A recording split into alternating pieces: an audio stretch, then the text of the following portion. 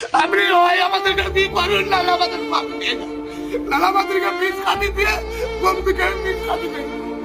আর আমাদের এই ছাড়া কোনো পথ নেই। সব বন্ধ করে দিছে, এইখানেই পড়াই দিয়ে দেবো, নাম লিখে দেবো, বাঁচাও সুগন্ধি বাবু, তুমি আমাকে বাঁচাও। কেন ভোট দিয়ে আনছি, ডবল সরকার করছি। আমরা ভালোর জন্য দাদাকে নিয়ে এসেছি। দাদা যদি এরকম করে তাহলে আমরা কি করবো বলো? আমাদের পেটেই তো লাথি মেরে দিল।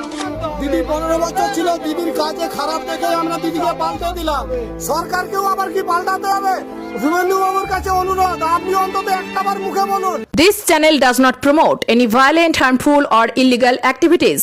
All content provided by this channel is meant for an educational purpose only.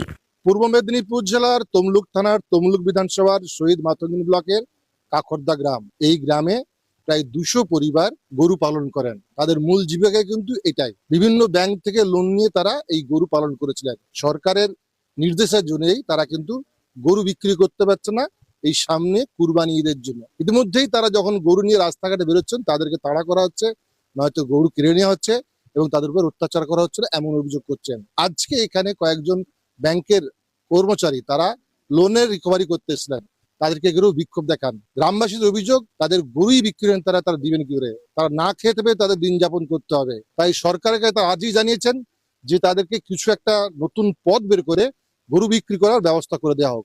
Suvendu বাবু, আমাদের গরু বিক্রি করার সুযোগ দিন, না হলে আমাদের বিষ দিন।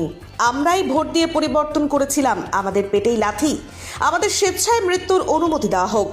ব্যাংক লোন রিকভারি এজেন্টদের ঘিরে বিক্ষোভ গরু পালনকারীদের। পূর্ব মেদিনীপুর জেলার তমলুক থানার শহীদ মাতঙ্গিনী ব্লকের কাখরদা গ্রামে গরু পালনকারী পরিবারগুলির মধ্যে চরম উদ্বেগ ও ক্ষোভের সৃষ্টি হয়েছে। বহু বছর ধরে গরু পালন ও বিক্রির উপর নির্ভর করেই সংসার চালিয়ে আসছে এলাকার প্রায় 200-রও বেশি পরিবার। বিশেষ করে কুরবানির ঈদের সময় গরু বিক্রি করেই বছরের সবচেয়ে বড় আয়ের মুখ দেখতেন তারা। কিন্তু চলতি পরিস্থিতিতে গরু বিক্রি কার্যত বন্ধ হয়ে যাওয়ায় ভয়াবহ আর্থিক সংকটের মুখে পড়েছেন এই সমস্ত পরিবার।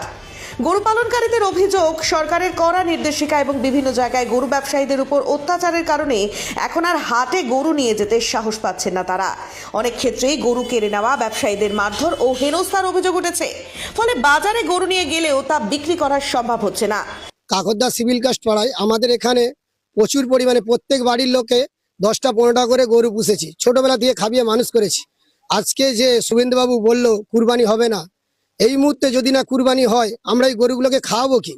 আমরা নিজেরা পাল্টানো দরকার। সরকার চেঞ্জ হবে হিন্দুদের ভালোর জন্য বলছে। কাল আজকে গরু কারা পুষছে? হিন্দুরা। একমাত্র মরবে হিন্দুরা, এখানে কোনো বাঙালি ছাড়া কেউ মরবে নি। একটা ছোট